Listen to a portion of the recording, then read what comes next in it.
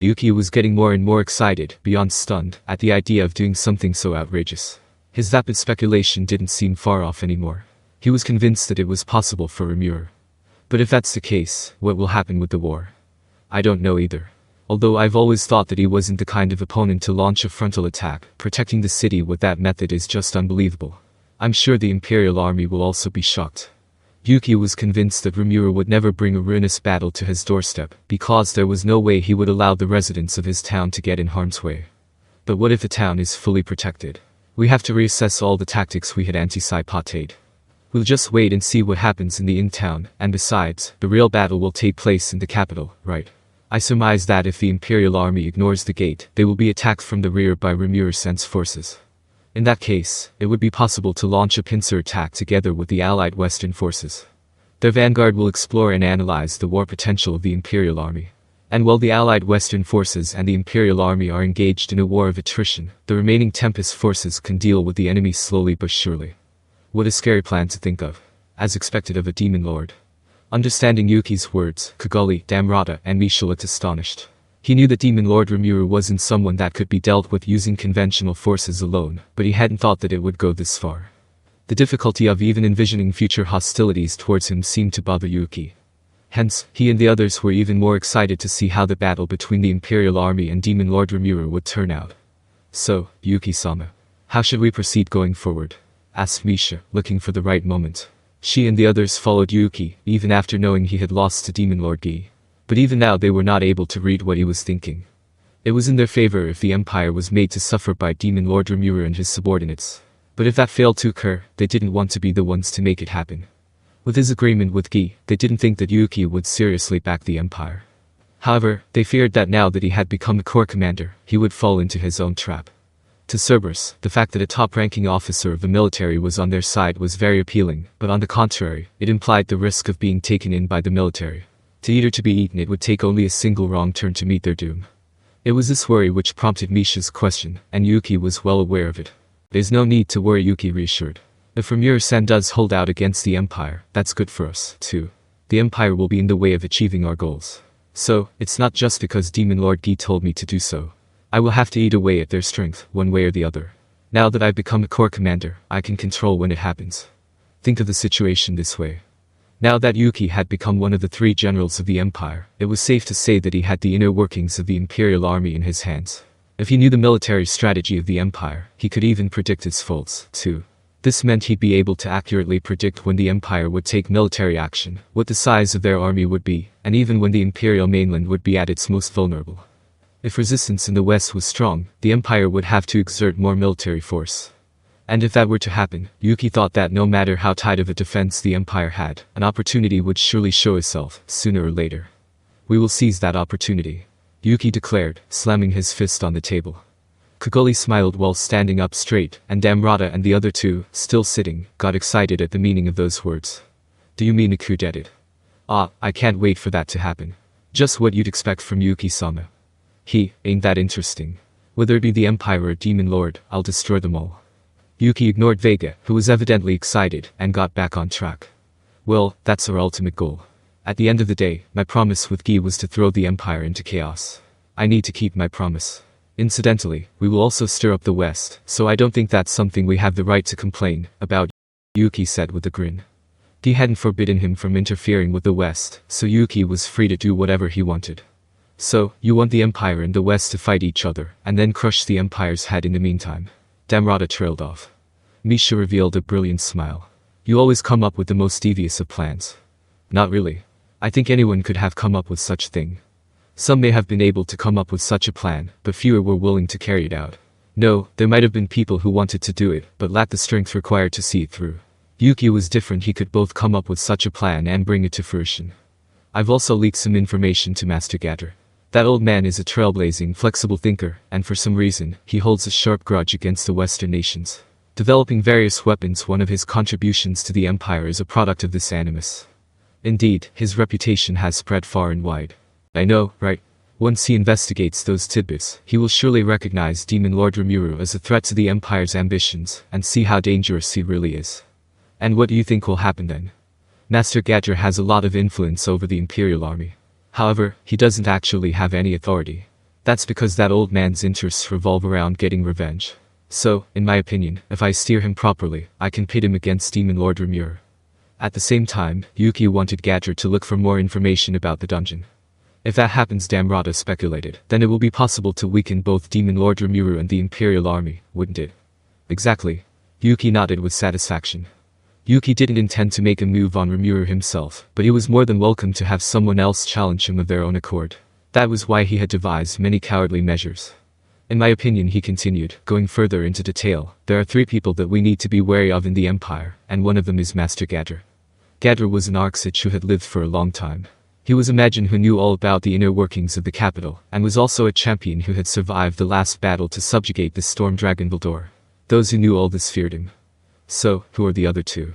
Kaguli wondered, showing genuine interest, much to Yuki's chagrin. Actually, I haven't been able to figure out their identities. That's why I can say that they are definitely a troublesome bunch. Yuuki wasn't able to nail down their real identities, even after making full use of his information network. So, from this fact alone, it was obvious how vexatious these people were. Could it be that they are top-ranking members of the Imperial Guardians? Suggested Misha, as if she suddenly remembered something. Yuuki vaguely affirmed the question. It was rumored within the army that the single-digit Imperial Knights were stronger than the corps commanders. Yuuki personally felt that it wasn't a mere rumor. Although he rose to the position of corps commander, his rank was only a double digit. There was no point in trying to contest a rank battle unless you knew who your opponent was. And, in order to become a single digit, one was required to appeal directly to the Emperor and win the battle in his presence. This fact was only known to those who were privileged enough to consider the position. I think I might be able to beat a single digit. However, I didn't want to show my trump card in front of our enemies, so I didn't apply for a rank battle before the Emperor. Nevertheless, Yuuki was chosen as a corps commander, but that was because of the connections he had with Gadra. But if that's the case, then you must fight them first, so that we can know for sure if you're stronger than them or not. Anyway, who are these troublesome folks you're talking about? I mean there are more than 9 people behind the single digits. Vega raised an excellent point. Yuuki nodded, a bit shocked at that. Well, you're right.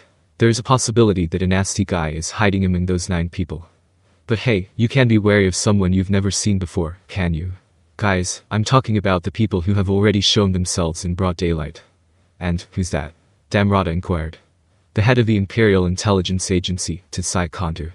You're right, I can't get a handle on the man's identity. It's creepy that we know his name and appearance, but we don't know what he's really like. Tatsuya Kondou, as his name suggested, was an otherworlder. But as far as personal details went, that was all anyone knew about him. There was even a rumor that he was the specter that fed on information. He was just a first lieutenant in rank, but none of the corps commanders had the authority to command him. It meant that the Imperial Intelligence Bureau stood above the military complex in the power hierarchy. Weird, right? It's only an assumption, but I think he's also a single digit. I see. Now that you mention it, that does add up. Damrada and Kaguli nodded firmly. Misha was also contemplating the possibility, but appeared to have no objections. Then, who is the last person? Vega, apparently the only one disinterested in the matter, asked Yuuki, urging him to cut to the chase. Hahaha, how impatient. About Tatsuya Kondou, it's best to meet him first. I'll find an opportunity to arrange just that with him. As for the last person, I'm not sure about this either. What does that mean? Vega demanded in a slightly rougher tone. The excitement must have gotten to his head. Calm down, Vega, Yuuki lightly warned him. Yeah. Sorry. Vega, who was reprimanded, broke out in a cold sweat. The difference in class between him and Yuuki was apparent. The last person is the one who sits next to the Emperor. She had such a tremendous presence that you could feel it from the other side of the blinds. No one but Yuuki was aware of her true identity or, even the fact that she existed. From this alone, one could tell how dangerous that person was. That kind of big shot, huh? I never heard anything of the sort. Damrada replied on everyone's behalf. As I thought, Yuuki muttered. Despite such a presence, no one seems to have noticed her existence. I can only imagine how dangerous she is. The room fell silent. Does that person really exist? I haven't heard any rumors suggesting that sort of thing. On the other hand, none of us would have believed it if we hadn't heard it from you.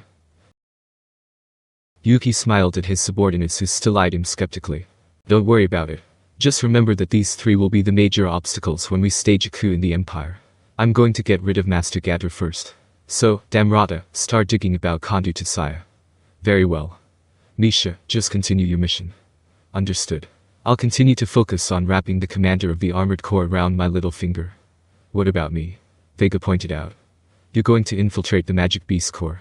With your strength, you'll become an Imperial Guardian in no time. However, you're not allowed to kill the Corps Commander. Got it? Got it. I'll do my best. Vega laughed ferociously, happy with the fact that he had finally received his order. Is it going to be alright? Yuuki was a little bit worried but decided to trust Vega, nevertheless. If, by any chance, he did kill a Corps Commander, the military actions of the Empire would be delayed. Yuuki was anxious about that, but he decided to dismiss it, and planned to cross that bridge when he got to it. The three heads of Cerberus left, making Yuuki and Kaguli the only people in the room. Say, Yuki-sama, will they be able to perform their mission successfully? Beats me. Even in all my efforts to be careful, I stepped on a tiger's tail named Gi. So, I don't mean to be hypocritical, but I want them to carry out their missions as best as they can. Damrada would investigate Tatsuya Kondou. Misha would ensnare the commander of the armored corps. Vega was ordered to rise up in the Magic Beast Corps. Each of them embarked on a perilous mission under Yuki's command. As their leader, he could only wish for the success of his subordinates. But we've finally come this far. The war is going to start soon. Yeah, that's right. Now then, it will be interesting seeing which side wins. Please don't get ahead of yourself. Even if the coup succeeds, what happens after that is way more crucial. Yeah. That's why we have Laplace and the crew working on it. Our plan is flawless. The two smiled at each other. Their goal wasn't to let the Empire win. The more the war became bogged down, the more the national power of the Empire declined. That was what they were aiming for, and then, they would carry out a coup d'etat. The success or failure of that was the linchpin to Yuuki and Kaguli's plans. We will turn the Emperor into a puppet and establish a new empire. And then, we will reconcile peacefully with the Western nations. And when that happens, we will assassinate the Emperor. If defeating Demon Lord Rimuru proved difficult, then they didn't need to push their luck. After losing to Gi, Yuuki had given up and settled on medium to short-term world domination. He realized that until he gained absolute power, going ahead with violence was the height of folly. Instead, focusing on increasing his own trump cards for now, was far wiser. If the devastation from the war spiraled into rivers of blood, I will awaken as a true Demon Lord. Looking forward to that, Kaguli. By then, I will have mastered my new power as well. Yuuki had awakened an ultimate skill. And with it, he had felt that his lifespan was extended several times over. Not only that, but he had also learned the fact that there was a superior existence in this world, the absolute being, Demon Lord Gi. Disregard such an existence, and world domination would be nothing more than a pipe dream. He had slipped under Gi's radar and was now accumulating strength. They would incite the Empire and prolong the war to exhaust both East and West. If the Emperor's assassination happened at a time when the masses grew wary and turned their backs on the war, the world would face a more chaotic and horrific period. By taking advantage of this confusion, they would aim for further awakening. That was the gist of the plan Yuuki and Kaguli had drawn up. In any case, we should be exceedingly careful. Indeed. Really careful, I suppose. Then they looked at each other again and smirked. Despite their massive intellect, these two big brains didn't attribute much importance to the dungeon. They only saw its value in hiding important facilities and even a whole city, and to pique the interest of Master Gadra, just to make him a nuisance for Rimuru. They might also go into the labyrinth someday, so they had a fleeting thought about the necessity to, at the very least, have it investigated in order to find clues on how to conquer it. As a result, the dungeon attack team would return with unexpected findings, which Yuuki hadn't foreseen.